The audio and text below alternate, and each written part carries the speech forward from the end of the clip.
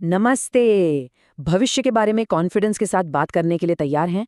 चलिए, आज English grammar के एक बहुत ही ज़रूरी हिस्से सिंपल फ्यूचर टेंस को एकदम पक्का कर लेते हैं।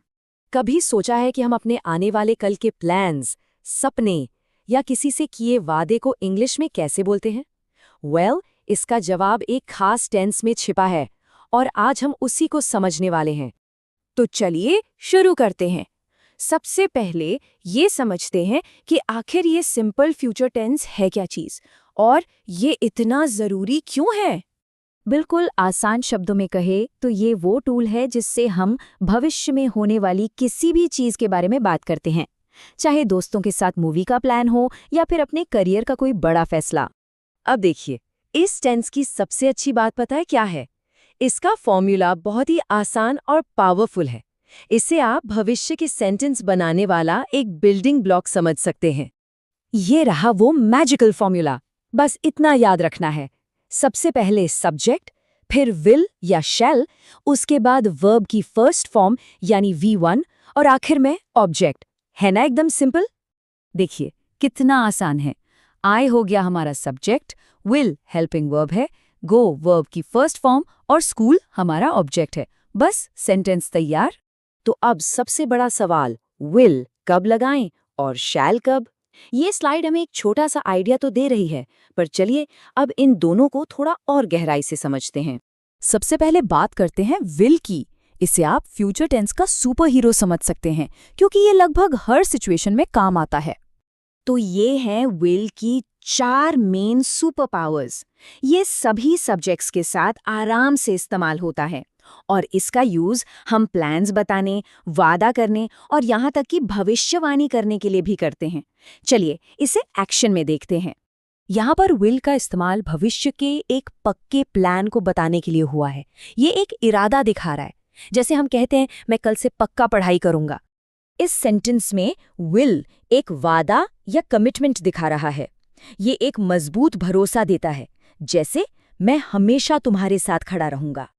और यहाँ विल का इस्तेमाल हुआ है एक भविष्यवाणी, मतलब प्रिडिक्शन करने के लिए, जब हमें लगता है कि कुछ होने वाला है, जैसे लगता है आज बारिश होगी। ठीक है, तो विल तो हम समझ गए। अब चलते हैं शैल की तरफ। शैल जो है वो थोड़ा फॉर्मल और ख़ास मौक़ों के लिए होता है। तो शैल का इस्तेमाल कब करना है? ये अक्सर सुझाव देने, कोई पक्का इरादा दिखाने या फिर फॉर्मल रूल्स बताने के लिए रिजर्व रहता है। घबराइए मत, एग्जाम्पल से सब क्लियर हो जाएगा। ये एक क्लासिक एग्जाम्पल है। यहाँ शैल का इस्तेमाल बहुत ही पोलाइटली एक सुझाव देने के लिए किया गया है ना? पूछने का एक अच्छा तरीका, क्या हम वॉक पर चलें? इस वाक्य में शैल सिर्फ एक इरादे से कहीं ज्यादा है।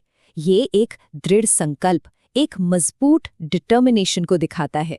हम इस मुश्किल से पार पा लेंगे। और ये एक फॉर्मल इंस्ट्रक्शन का बेहतरीन उदाहरण है, जैसा हमें स्कूल या ऑफिस के नियमों में देखने को मिलता है। सभी स्टूडेंट्स यूनिफॉर्म पहनेंगे।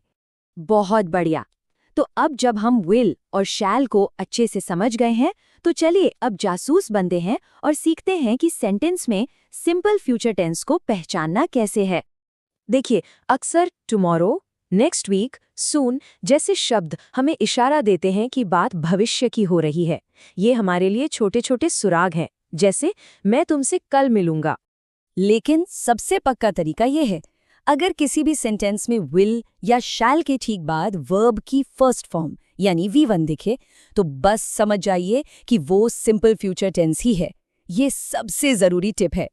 तो आज की पूरी बातचीत का निचोड़ ये है, जब हम दोस्तों से या नॉर्मल बातचीत कर रहे हों तो विल का इस्तेमाल करना सबसे सेफ और नेचुरल है। शैल को आप खास मौक़ों, फॉर्मल राइटिंग या सुझावों के लिए बचा कर रख सकते हैं। हमने भविष्य की बात करना तो सीख लिया, लेकिन यह हमें एक बड़े दिलचस्प सवाल पर छोड़ जाता है। जो कल बीत गया उसकी कहानियां सुनाने के लिए ग्रामर के कौन से नियम हैं? सोचिएगा ज़रूर।